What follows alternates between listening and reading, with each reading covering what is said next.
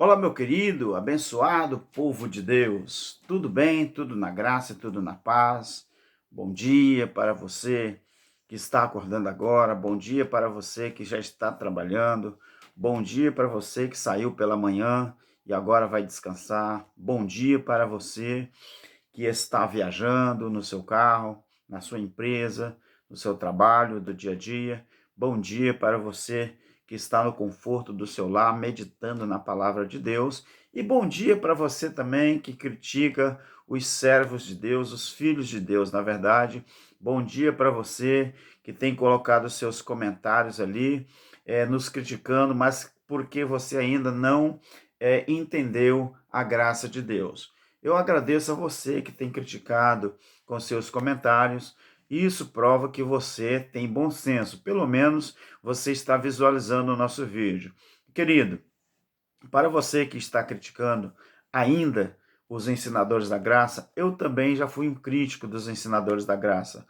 A primeira vez que eu vi um vídeo de um dos ensinadores da graça, misericórdia, eu espraguejei essa pessoa, eu falei muito mal e eu não entendia. Um dia, eu precisei passar por um acidente.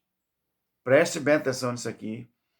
Deus permitiu que eu passasse por um acidente naquilo que eu exerço, na minha, não sei se eu posso usar a palavra profissão, porque no meu caso, eu não sou o que eu faço, eu estou no que eu faço.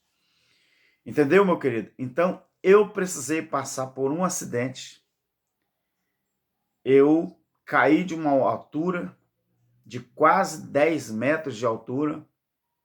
Fiquei 2 dias praticamente coma total.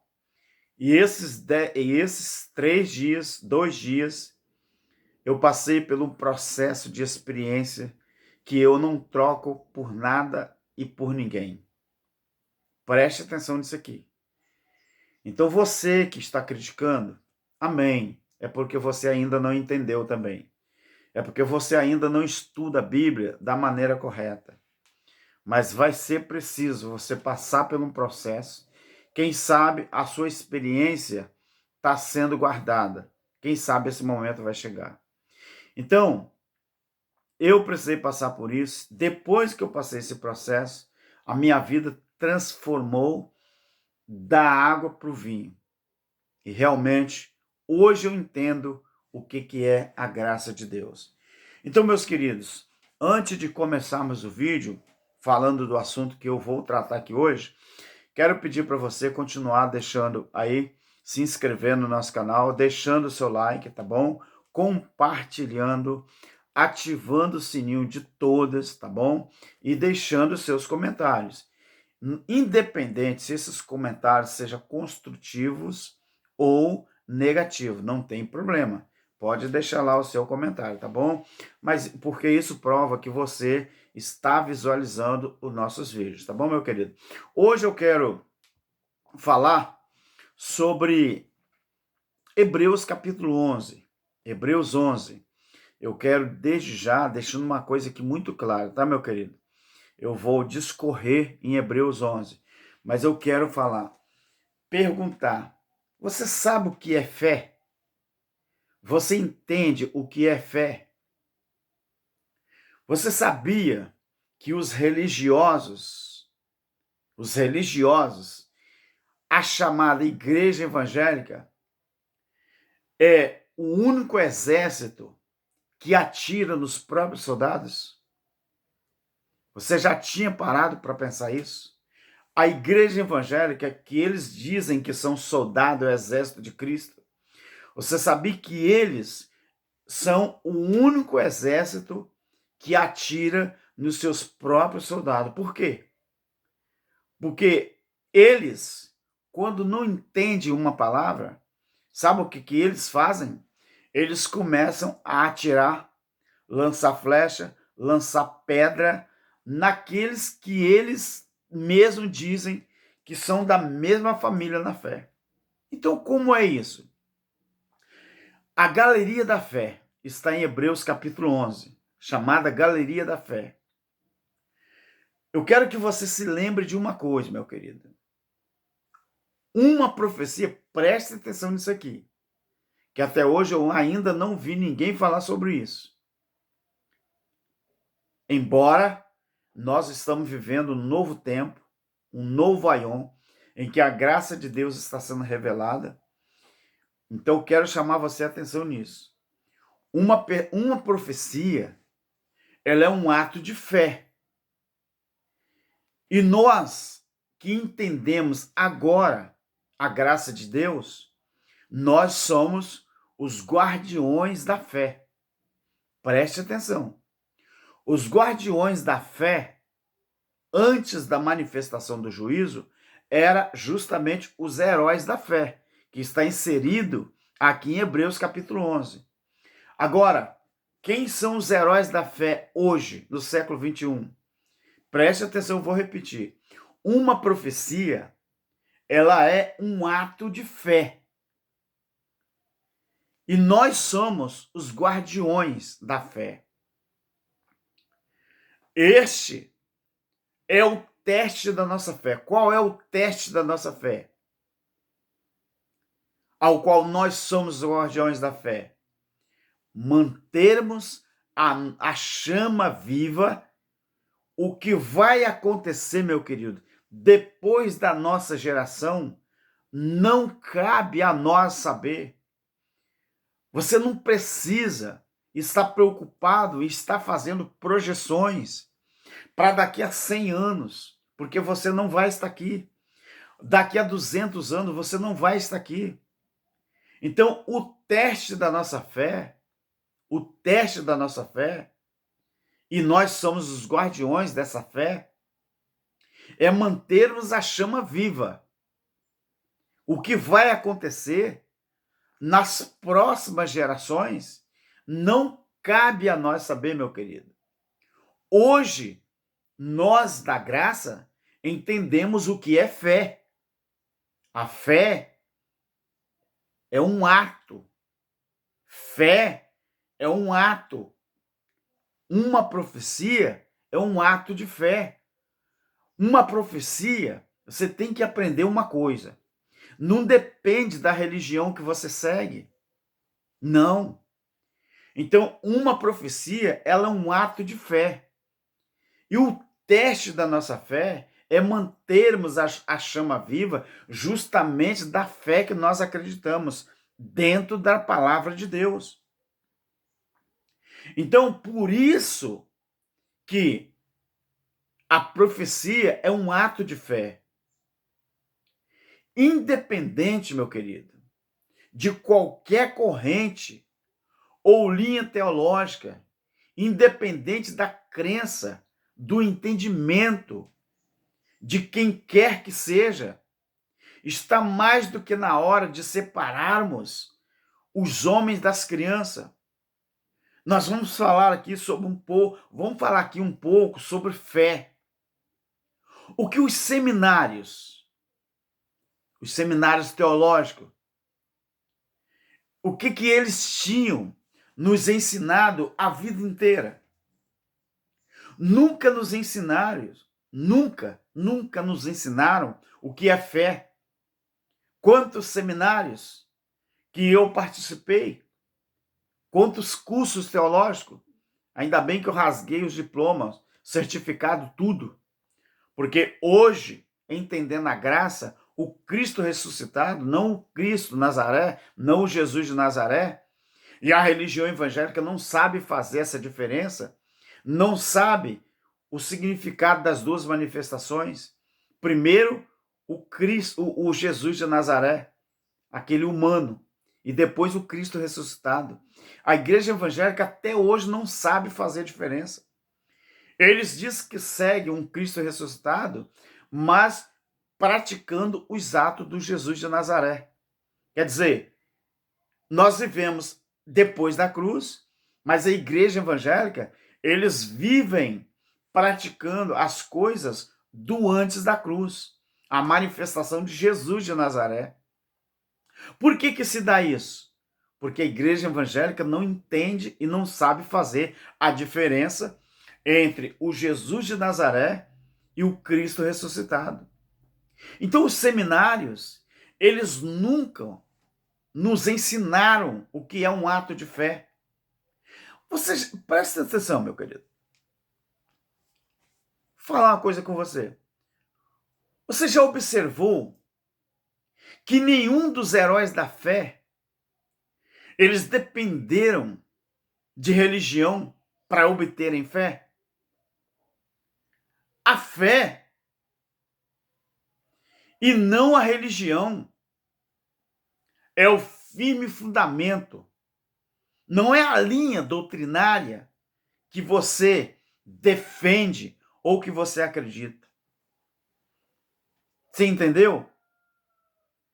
A fé e não a religião, não a linha doutrinária, é a fé que é o firme fundamento. Não é a igreja que você diz que vai. Não é a linha teológica que você defende. Não é a convenção ao qual você pertence. Não é o título da igreja que você diz que vai, que pertence. Não é a denominação que você vai. Não é a placa da igreja que você diz que serve. Não é o pastor cão guloso que você diz que serve. Não é. A linha teológica que você defende, ela não é o firme fundamento. Mas nunca nos ensinaram isso. Vamos para o vídeo, para o entendimento, então? Ora, a fé é a certeza das coisas que se esperam e é a prova das coisas que não se veem. Foi por ela que os antigos alcançaram bom testemunho. Ei, você acha que a sua religião, a sua denominação, o seu líder religioso, a sua convenção vai fazer você alcançar bom testemunho? Não vai. A Bíblia está dizendo que não vai. A fé é o firme fundamento das coisas que se esperam e é a certeza das coisas que se esperam e a prova das coisas que não se vê. Foi por ela que os antigos alcançaram bom testemunho. Pela fé é que nós entendemos, preste atenção nisso aqui. Os da graça de Deus entendem isso. Foi por ela que nós entendemos que os mundos foram criados pela palavra de Deus, de maneira que o visível não foi feito daquilo que se vê. Você sabe qual é o maior problema da igreja evangélica? É não procurar entender a graça de Deus para viver pela fé. Os crentes do sistema que estão aí hoje, eles estão procurando a cada dia mais aperfeiçoar nos ensinamentos dos homens, na linha doutrinária dos homens, na linha de pensamento dos homens. Você já viu no YouTube? É tantos ensinadores, é tantos pregadores que defende a sua corrente teológica, que defende a sua linha de raciocínio, que defende uma placa de igreja, que defende uma denominação, que defende uma conversão. Aonde estão aqueles que estão defendendo a graça de Deus? Cadê? Aonde que estão essas pessoas? Até agora eu não tenho visto isso. Até agora eu não tenho visto. Somente os ensinadores da graça. E eu tô aqui mesmo, eu tô puxando mesmo a sardinha. Ou como é que é, a farofa para sardinha, ou a sardinha para farofa. Meu querido, eu pertenço a um grupo nos meus afazeres diários, que eu não gosto, não posso, né, aqui falar e revelar, ainda, que lá tem regras, lá tem padrões. Eu pertenço a esse grupo. Lá tem as diretrizes, lá tem os estatutos. Mas aquilo ali é secular. Aquilo ali é material. Mas isso aqui, ó, a Bíblia, muito escuro, né? Muito claro, quer dizer. Isso aqui, ó, velhinha. Tá vendo minha Bíblia?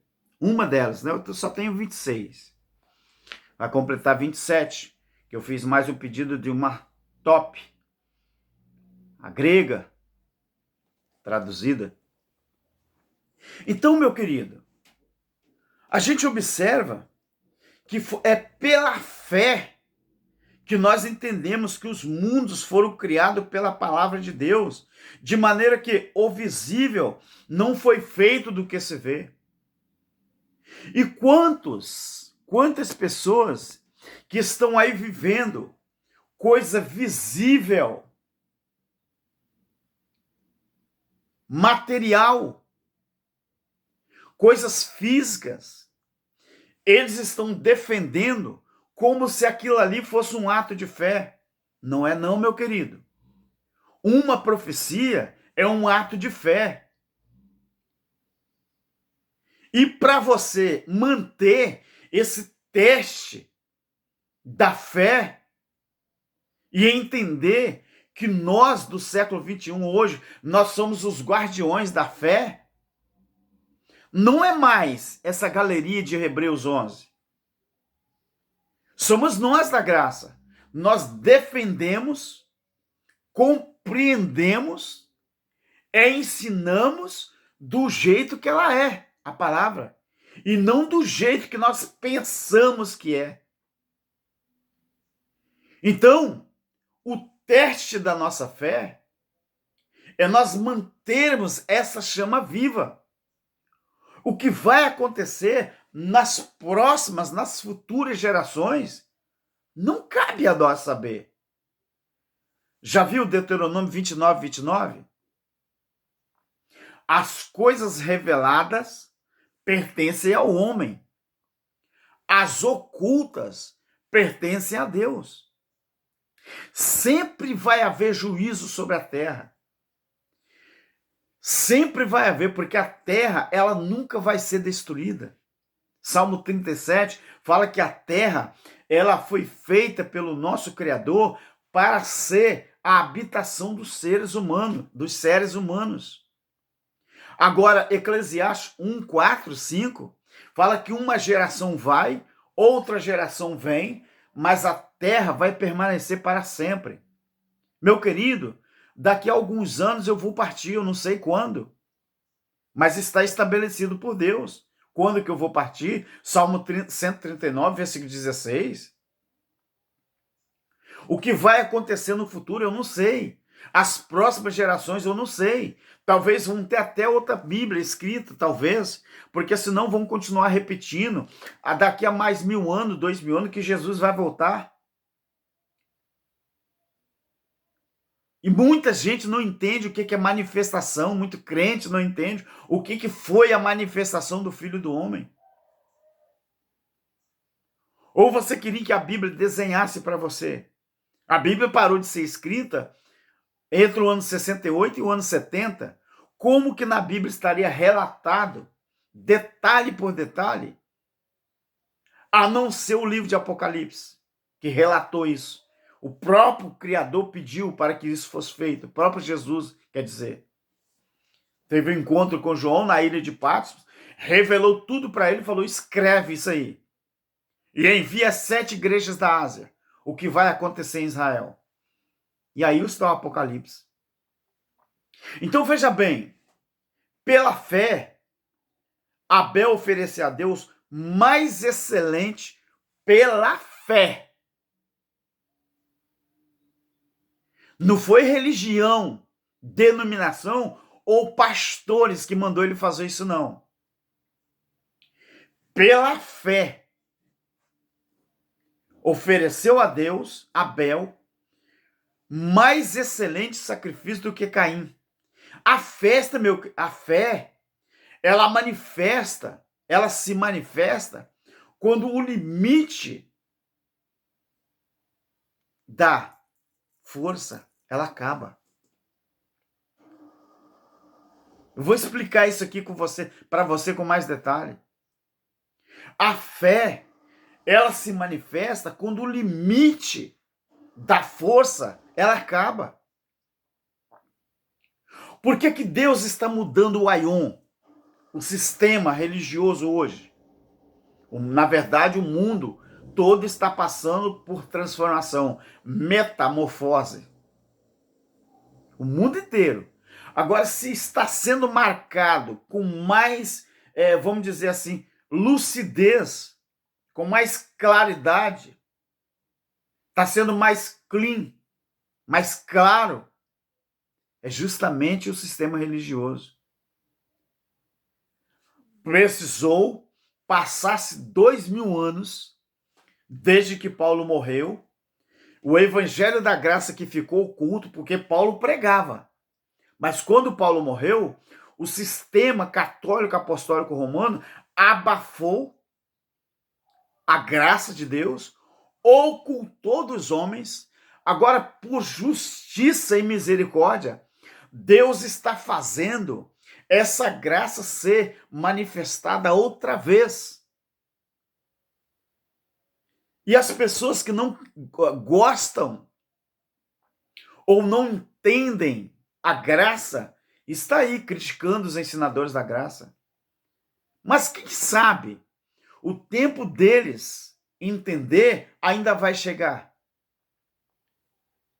Aonde que Cristo mandou que um sistema religioso, em que lugar da Bíblia que está escrito, que o próprio Deus, o próprio Cristo, os apóstolos, os discípulos, mandou um sistema religioso prender, escravizar os filhos de Deus numa denominação, numa religião ou num sistema? Em qual lugar?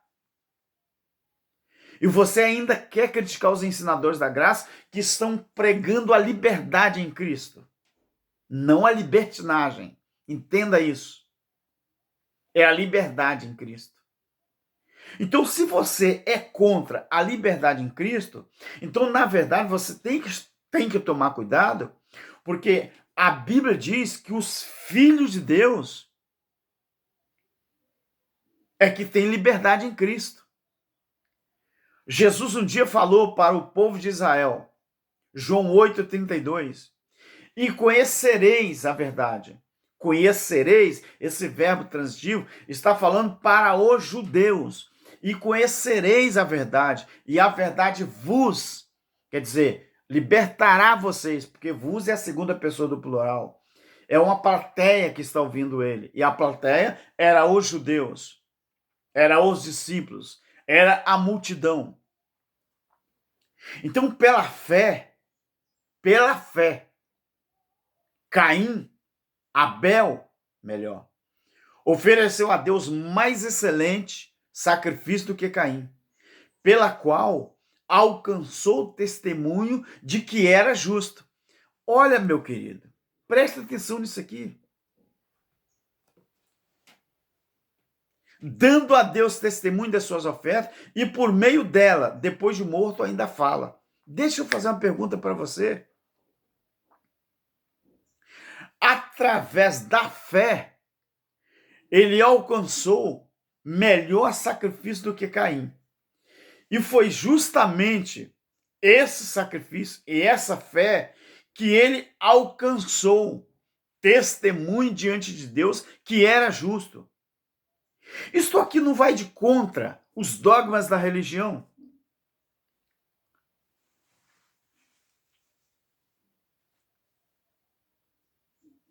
Você já parou atenção? Você já parou para pensar nisso aqui? Que a religião, eles dizem a você que você só alcança testemunho de que você é justo, de que você é filho de Deus, de que você é herdeiro de Deus, se você passar pelo crivo da própria religião, da própria denominação, se você passar pelo crivo dos dogmas dos homens. Olha como que a Bíblia ela é clara. Isto aqui, meu querido, isto é um ato de fé.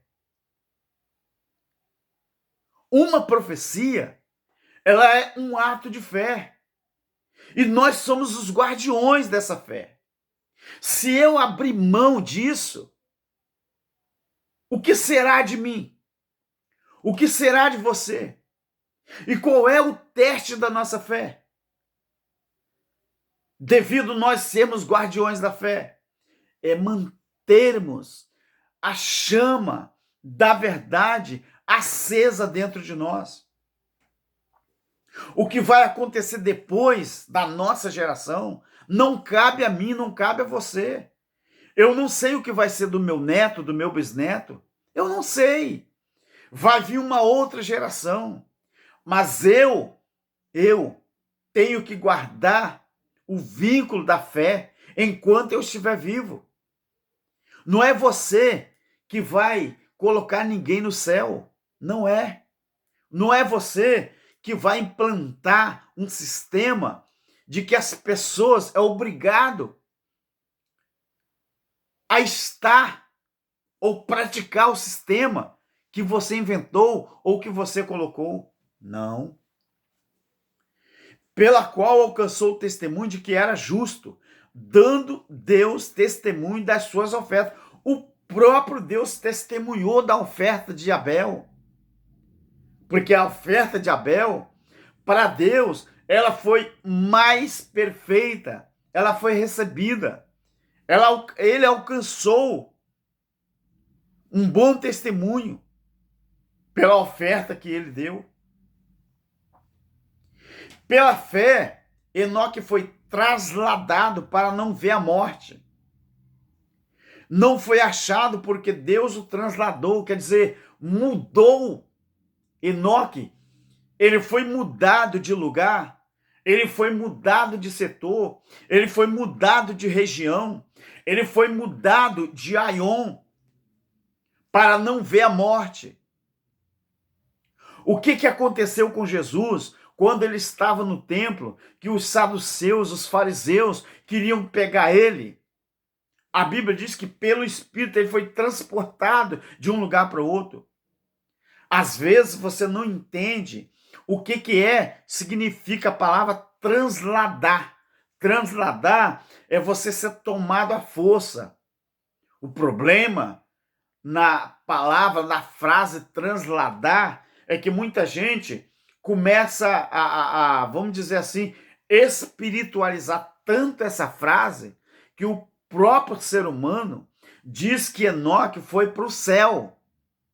Deixa eu te fazer uma pergunta. Quando uma pessoa morre, que é aquela pessoa que morreu, ela tem um contrato com uma funerária. E às vezes a pessoa morre longe de casa, em outro estado, até. Qual é o nome que a empresa funerária ela dá quando ela vai buscar o corpo no outro estado para trazer para o estado da pessoa que morreu? Vai fazer o quê? Um translado. O que é um translado? É tirar de um lugar e colocar para outro lugar. Então, transladar aqui, a Bíblia diz que Enoque ele foi trasladado para não ver a morte. O problema é que muita gente espiritualiza isso e pega esse não ver a morte para um arrebatamento físico. Esse é o problema. Quando você está em um lugar, morando num lugar, e você ali está sendo ameaçado pelo seu vizinho, você está sendo ameaçado na sua rua, e você conversa com a sua família, sua mulher, os seus filhos, e fala assim: olha, nós vamos fazer o seguinte, nós vamos vender a nossa casa, nós vamos comprar uma outra casa em outro lugar, nós vamos sair daqui porque alguém está nos ameaçando de morte. Você vende a sua casa e compra uma casa em outro lugar. Você fez um translado para você não correr o risco de morrer através dos seus vizinhos. Então você foi trasladado. Às vezes até o próprio Deus dá a sua palavra, não com profetas humanos, que isso não existe mais. Pelo menos não deveria existir. Lucas 16:16. O ministério da lei e o ministério profético durou até João. Mas o sistema não entende isso e nem quer entender. Então, até mesmo diante da palavra, Deus te orienta para você sair daquele lugar e ir para um outro lugar. Para você não passar por essa situação de risco de morte. A Bíblia diz: Enoque, ele foi trasladado, quer dizer, foi tomado à força, foi transportado, mudou de uma região para outra, para não ver a morte. A Bíblia diz, queridos, que ninguém subiu ao céu a não ser aquele que desceu, que é Cristo. Quantas pessoas que falam que Moisés, Elias, quer dizer, e Enoque, eles foram para o céu? Quantas pessoas que falam? Mas a Bíblia, no próprio livro de Hebreus, quando fala sobre a galeria da fé e fala sobre esses homens, o próprio livro fala que todos estes morreram sem alcançar a promessa. Inclui todos eles, inclusive Enoque e Elias. Você acredita na Bíblia ou para você a Bíblia é mentirosa? Então, a Bíblia fala, Enoque, ele foi trasladado para não ver a morte. Ele não foi achado porque Deus o transladara. Vê se fala que Deus levou ele para o céu. Se Deus colocou Enoque ali nas mansões celestiais. Vê se a Bíblia fala que Deus levou Enoque para a eternidade para morar com ele. Não. A Bíblia diz: Enoque foi trasladado para não ver a morte. Não foi achado porque Deus o transportou. Deus o transladara. Deus mudou ele de setor. Deus mudou ele de lugar. Pois antes da sua transladação, alcançou o testemunho de que agradara a Deus.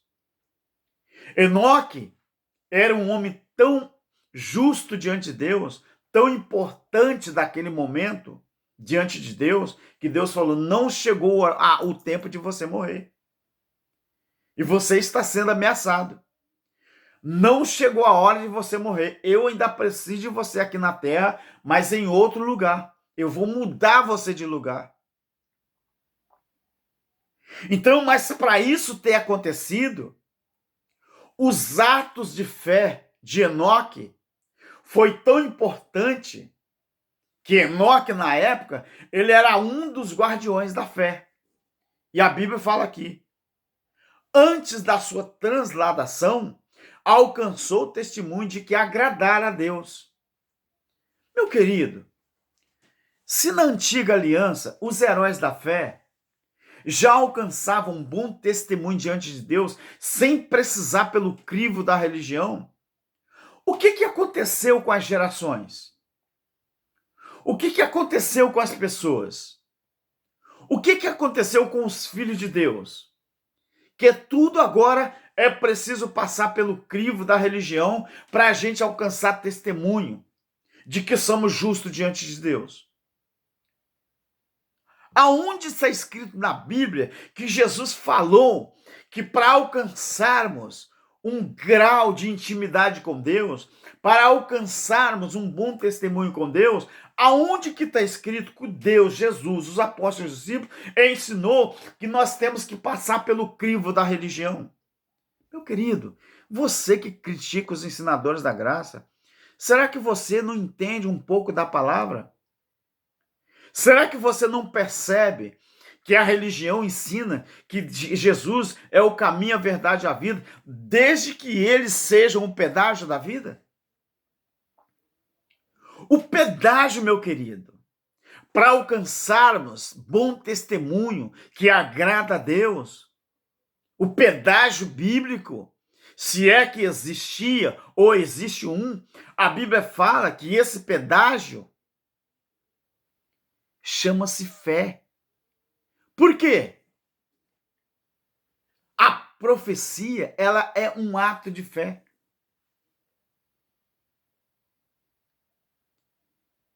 Então, para mantermos essa chama viva, nós precisamos colocar isso em prática sempre.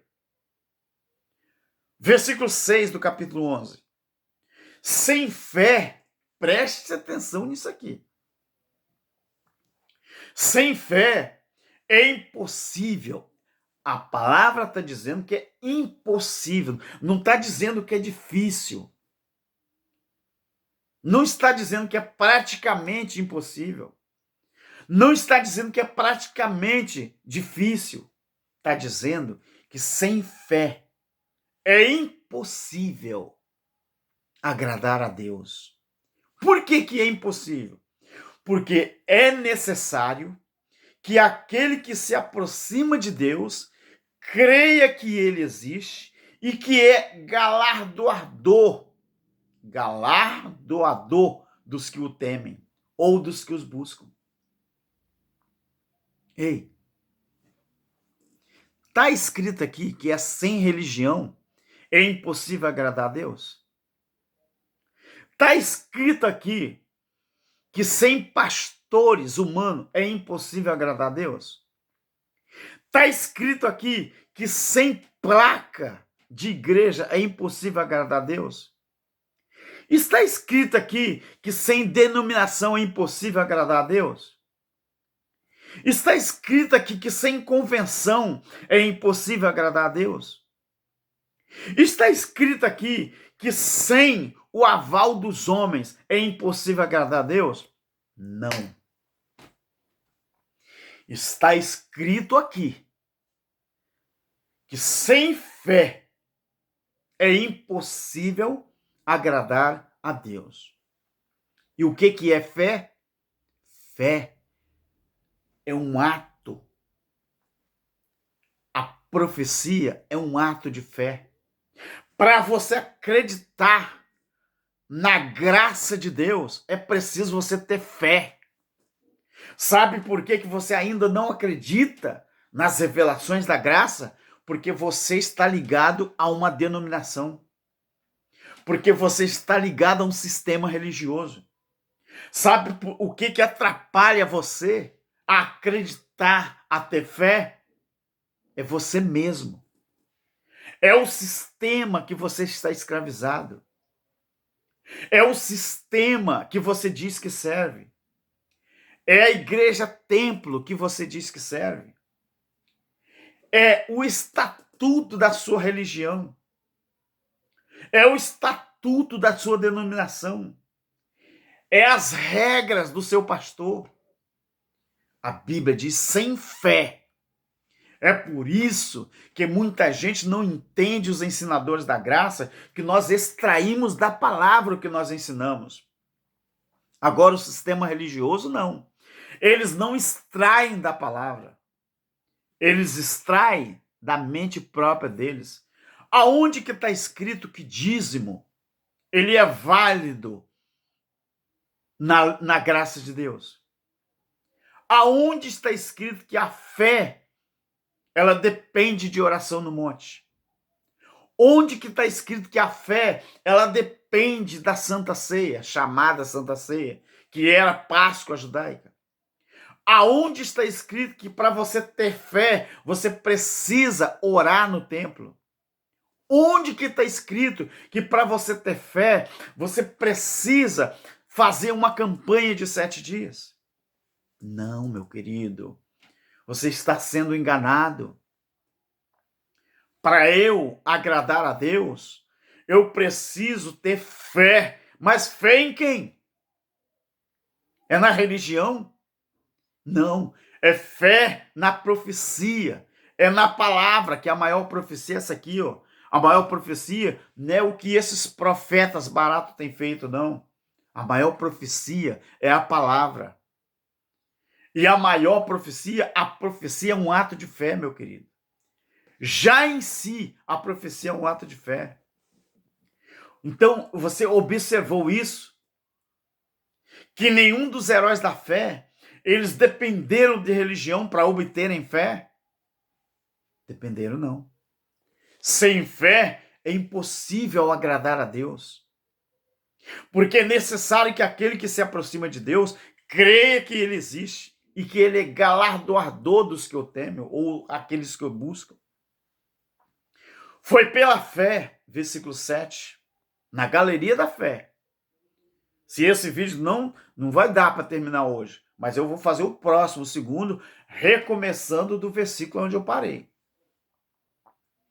Pela fé, Noé, divinamente avisado, não foi a religião que avisou Noé, não foi os pastores do sistema que avisou Noé, não foi denominação, convenção que avisou Noé. Pela fé, Noé, divinamente avisado das coisas que ainda não se viam, preste atenção nisso aqui. Preste atenção. Noé, pela fé, divinamente avisado das coisas que ainda não se viam. Por que que fala isso aqui? Porque do versículo 1 do capítulo 11. A fé é a certeza das coisas que se esperam e é a prova das coisas que não se vê. Mas hoje o sistema está tão enganado, eles estão tão macomunados com os homens, que nem mesmo as coisas que já aconteceram, que a Bíblia é um livro que conta a história do que aconteceu de Gênesis a Apocalipse, mas nem assim o sistema religioso não acredita. Noé, pela fé, divinamente avisado das coisas que ainda não se viam, e sendo temente a Deus, preste atenção, sendo temente a Deus, preparou uma arca para a salvação da sua casa, pela qual condenou o mundo e tornou-se herdeiro da justiça, que é segundo a fé. É bonito demais, né? E os homens aí querendo se justificar, porque a palavra justificação vem da palavra justiça. O que é a palavra justificação? Você tornar justo aquilo que não era justo. Noé, ele se tornou justo porque ele creu naquilo que ele não conseguia ver a olhos nus. Ele foi justificado. Por quê? Tornou-se herdeiro da justiça, que é segundo a fé. Noé, ele foi pela fé, ele foi divinamente avisado das coisas que ainda não se viam. E sendo temente a Deus, preparou uma arca para a salvação da sua casa. Você viu, meu querido, o que é salvação? Noé, através da arca, ele salvou a sua família, não foi para ir para o céu. Salvou a sua família, não foi para ir para a eternidade. Você usa um cinto de segurança no seu carro? É para salvar você de um acidente? Não. É para salvar você de uma possível morte. O cinto de segurança não salva do acidente. Ele salva de uma possível morte. Por isso a propaganda do Detran, que no meu estado é Detran, Então, você vê como que a Bíblia mesmo, ela se interpreta. Não precisa homens, seres humanos, querer interpretar a Bíblia. Noé, sendo temente a Deus, não temente à religião, não temente a pastores, não temente a líderes, não temente a denominações. Mas a religião fala que eu só consigo temer a Deus se eu passar por eles primeiro. Olha que aberração. Isso tem coerência com a palavra? De jeito nenhum. Noé temente a Deus. Pela fé, Noé, divinamente avisado das coisas que ainda não se viam, e sendo temente a Deus, preparou uma arca para a salvação da sua família, a salvação da sua casa. Ei, Noé, ele preparou uma arca para que a sua família fosse salva do dilúvio? Não. A arca salvou Noé do dilúvio? Não. A arca salvou a família de Noé da destruição que o dilúvio causou. Verdade ou mentira? Quando Jesus pregava salvação em Israel, ele estava falando de uma salvação do quê? A salvação da grande tribulação.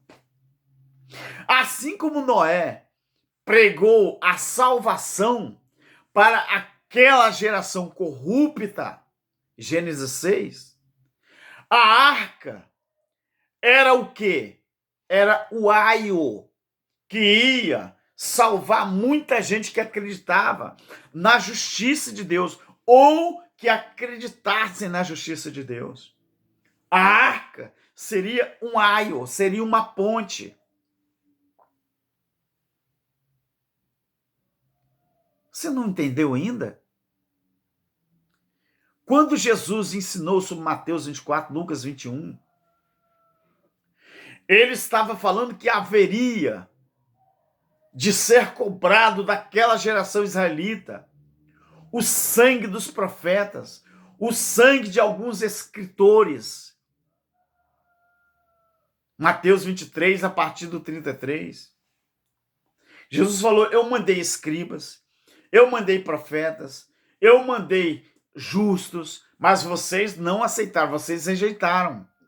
A uns vocês mataram, a outros vocês apedrejaram, mas eu vou cobrar o sangue daquele justo que vocês mataram, aqui, ó, entre o alpendre e o altar, eu vou cobrar desta geração. É aí que Jesus fala sobre a grande tribulação.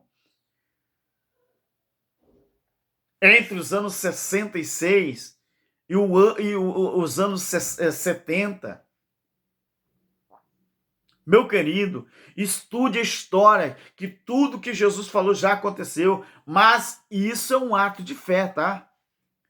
Para você acreditar, é preciso você ter fé. Eu não sou contra você que não acredita. Por que eu não sou contra? Porque a fé não é para todos. Se você não acredita que aconteceu, não tem problema, porque você não tem fé. E a fé é um ato de justiça. A profecia é um ato de fé. E nós somos os guardiões da fé. E o teste da nossa fé é mantermos essa chama viva de que tudo que Jesus falou aconteceu, não vai acontecer. Então, Noé preparou a arca para a sua família e salvou a sua família da destruição do dilúvio. Mas foi preciso um ato de fé. Não é o que diz a Bíblia aqui? Ele se tornou herdeiro da justiça. Não foi o único. Ele foi um dos. Porque a galeria da fé existe aqui em Hebreus 11, é a galeria da fé. Aqui está o nome de todos aqueles que foram justificados pela sua fé. É o que a Bíblia diz. A salvação da mente, ela não vem pelas obras. Porque se viesse pelas obras, não seria uma obra divina. A salvação não vem das obras. A salvação é pela graça, porque pela graça sois salvos. E isso não vem de vocês, é um dom de Deus. E fica aí os defensores, não é, do sistema religioso, dizendo que a gente tem que praticar boas obras para ser salvo, como se eu é que colocasse dentro de mim a minha salvação. Não. Efésios capítulo 1 fala que os filhos de Deus, nós fomos eleitos, predestinados para sermos filhos dele, de Deus, antes mesmo da fundação do mundo. Não é ato das minhas obras, das minhas próprias forças, não. Não. É um ato de fé. Eu tenho fé no meu Criador. Então veja bem, Noé, ele se tornou herdeiro da justiça, que é segundo a fé. Pela fé, verso 8, Abraão, ele sendo chamado para um lugar, preste atenção, que havia de receber por herança, obedeceu e saiu. Pela fé. Pela fé.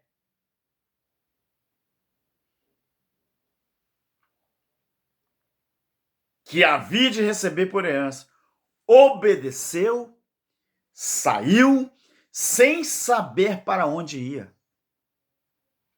Isso é um ato de fé. Recebeu a ordem, não de um profeta, recebeu a ordem não de uma denominação, não de um pastor, não de uma igreja, não de um sistema corrupto religioso, não de uma convenção. A Bíblia diz aqui, pela fé, Abraão, sendo chamado para um lugar que havia de receber por herança, obedeceu e saiu. Sabe o que é isso aqui? Obedecer e fazer? É um ato de fé. É um ato de fé.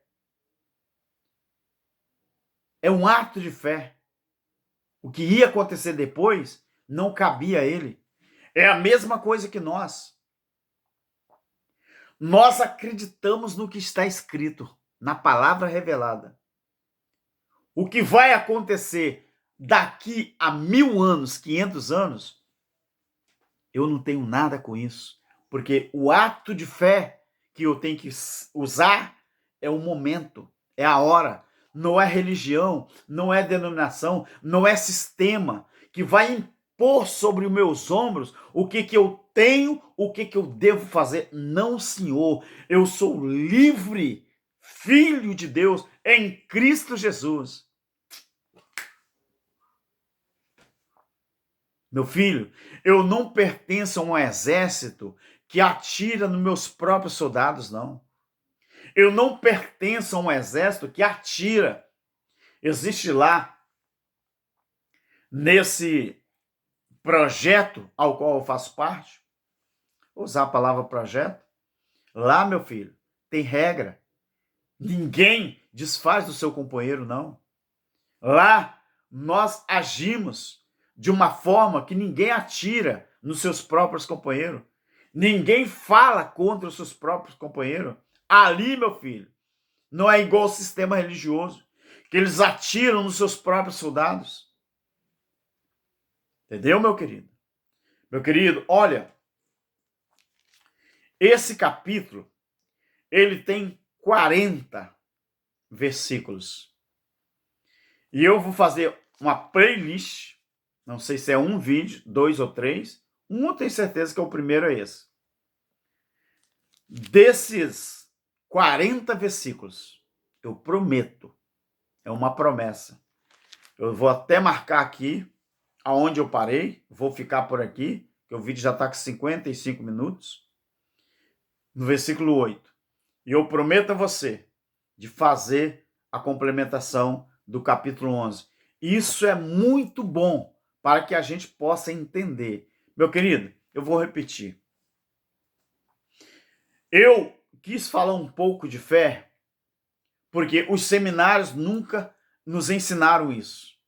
A vida inteira nunca nos ensinaram isso. Então, nunca nos ensinaram o que é um ato de fé. Outra coisa, para você observar que nenhum dos heróis da fé, eles dependeram de religião, eles dependeram, não é? De nada disso, de sistema do homem para obterem fé. Não, eles só acreditaram. Por quê? Profecia é um ato de fé. Uma profecia é um ato de fé. Mas não é essa profecia que você recebe desses profetas de Araque, não, tá, meu querido? A maior profecia é a palavra. E para você acreditar no que está aqui, é preciso você ter fé. A maior profecia é a palavra. Então, uma profecia é um ato de fé. E somos os guardiões da fé do século 21. Porque nós estamos aprendendo e ensinando sobre a graça de Cristo, a graça de Deus. Tá bom, meu querido? Olha, fique na paz. Divulgue cada dia mais o canal do nosso irmão Alberto Lira, tá bom, meu querido? Eu estou com camisa aqui, parece um padre, né? É porque eu corto o colarinho e deixo só a parte aqui azul. E eu gosto, né, de camisa assim. Tá bom, meu querido? Olha, fique na paz. Aqueles que estão criticando, continua criticando mesmo. Continua criticando, que pelo menos você está vendo os vídeos. Talvez, quem sabe, mesmo que você fale mal do nosso irmão Alberto Lírio ou dos ensinadores da graça, mas você às vezes conversa com um companheiro seu, um amigo, olha, tem um irmão lá no YouTube que ele é herege, que ele é não sei o que, falso profeta, faça isso, não tem problema. Não chame de falso profeta, sabe por quê? Vou te ensinar uma coisa. Chega aqui pertinho de mim, eu vou te ensinar uma coisa. Você sabia que nós, os ensinadores da graça, ainda estamos no lucro? Você chama nós de herege, falso profeta, mentiroso. Nós estamos no lucro, sabe por quê? Jesus sendo filho de Deus. É isso que eu quero que você aprenda. Jesus foi chamado de Deus mosca, Baal Zebub. Jesus foi chamado de Deus mosca. Chamaram Jesus de Deus mosca, Baal Zebub. Quando chamaram Jesus de Baal Zebub, ou Baal Zebu, chamaram ele de Deus mosca, porque Baal Zebub era um Deus mosca, adorado, era um ídolo, tá bom? Então, aprenda isso. Toda vez que você nos chama de falso profeta de herege, nós ainda estamos no lucro, porque ainda não fomos chamados de Baal Zebub. Então, Jesus sendo filho de Deus foi chamado disso, então você está inserido no mesmo sistema religioso que havia na época, só mudou os nomes. Os sacerdotes, sumos sacerdotes da época, se viraram pastores e obreiros. E continua aí essas aberrações. Então, continue nos criticando, mas espalhe essa mensagem, tá bom? Comente lá para os outros, porque já que você tem tempo para criticar, é porque você tem tempo para assistir o vídeo. Agora, se você critica sem ver o vídeo inteiro, aí, meu filho, é um problema seu, que você não sabe o fundamento, tá bom? Mas continue, tá bom? E aos queridos da graça, obrigado pelos seus likes, obrigado pelas suas inscrições, obrigado pelos compartilhamentos, obrigado por você estar comentando e obrigado por ativar o sininho do todas, para que o YouTube possa notificar você toda vez que tiver um ensino novo. Fica na paz, meu querido, graça e paz, e tenha um bom dia de quinta-feira. Amém.